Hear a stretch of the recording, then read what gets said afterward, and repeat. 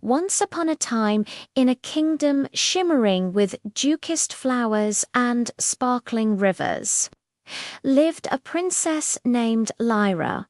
She was kind and had a heart full of sunshine, but there was one small problem.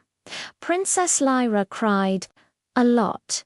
If her toast was a little too brown, tears would well up in her eyes. If a cloud covered the sun for just a moment, a tear would roll down her cheek. If she couldn't tie her shoelaces on the first try, a full-on sob would begin. The king and queen, her loving parents, were worried. The palace staff tiptoed around, always carrying a supply of soft silk handkerchiefs. One morning, the royal baker presented a magnificent cake for breakfast, decorated with wild strawberries. But, oh no. One tiny strawberry had a slightly squashed top. Lyra's lower lip began to tremble. It's not perfect," she wailed, and soon her tears were flowing like a river, threatening to make the beautiful cake soggy. The king sighed. "My dearest Lyra," he said gently, "your tears are like a constant rain cloud over our sunny kingdom. We must find a way to help you find your smile." The queen added, "Perhaps a grand adventure is what you need." So they announced the great quest for the princess's smile. Knights, jesters, and magicians from all over the land came to the castle. A knight tried to impress her by juggling swords, but Lyra only cried because she was worried he might get hurt. A jester told the funniest joke in the kingdom, but she started weeping because she felt sorry for the silly character in the story. A magician pulled a bouquet of flowers from his hat, but one petal fell off, and you can guess what happened next. Feeling disheartened, Lyra wandered into the royal gardens. She sat by a pond, her reflection looking just as sad as she felt. Suddenly, she heard a tiny voice. "Excuse me, Your Highness, could you spare a tear?" Lyra looked down and saw a tiny gnome with a long white beard and a pointed red hat. He was holding a thimble-sized bucket. Lyra was so surprised she stopped crying for a moment. "A tear? Why would you want one of my tears?" she asked, sniffling. The gnome, whose name was Barnaby, smiled.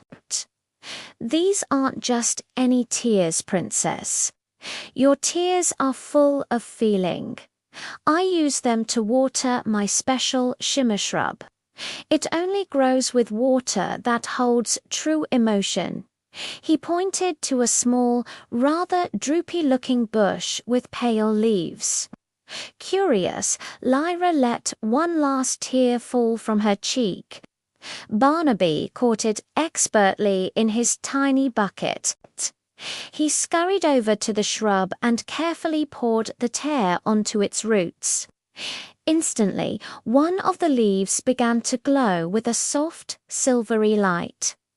"Wow," Lyra whispered. "It worked." "Of course it did," Barnaby said cheerfully, "but my little shrub is very thirsty. It needs many more tears to truly blossom." An idea sparked in Lyra's mind. She looked at Barnaby and his little plant. For the first time, she felt like her tears could be useful.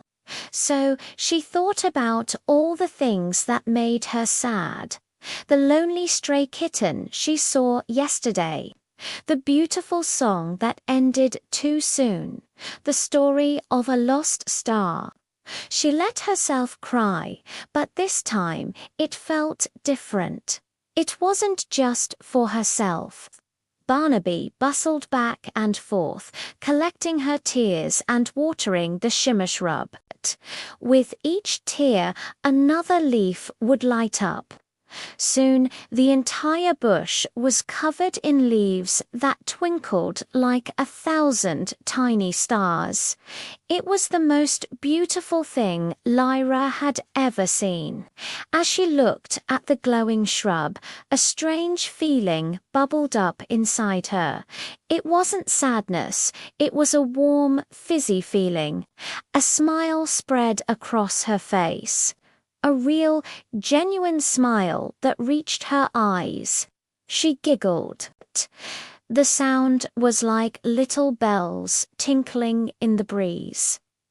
Barnaby looked up at her, his eyes wide. "Princess, you're smiling." Lyra laughed, a full, happy laugh. "I am. Oh, Barnaby, look. Your shrub is beautiful." As she laughed, something magical happened. Tiny golden sparkles, like flecks of sunlight, floated from her laugh and danced in the air. One of the sparkles landed on the shimmer shrub, and where it touched, a tiny bell-shaped flower bloomed, glowing with a golden light.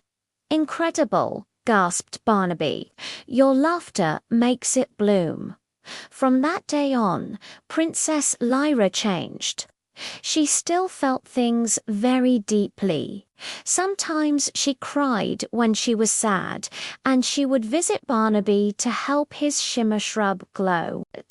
But now she understood that it was okay to be sad sometimes. More importantly, she learned to find the joy in things too. She laughed when the baker made a funny face on her pancakes. She smiled when the sun peeked out from behind the clouds. She giggled when she finally mastered tying her shoes in a perfect bow. Her laughter filled the castle, and golden sparkles would often be seen floating down the hallways, causing little flowers to bloom in the most unexpected places, in a suit of armor on the top of a book, or even in the king's beard. The kingdom was happier than ever, filled not with the sound of crying, but with the magical sound of Princess Lyra's laughter. She learned that while tears can be for sadness, they can also be for kindness, and that right alongside those tears, there is always, always room for a smile. Thank you so much for joining me for this story. I hope you enjoyed meeting Princess Lyra and Barnaby the gnome. If you liked our adventure, don't forget to hit the like button and subscribe for more magical tales. See you next time.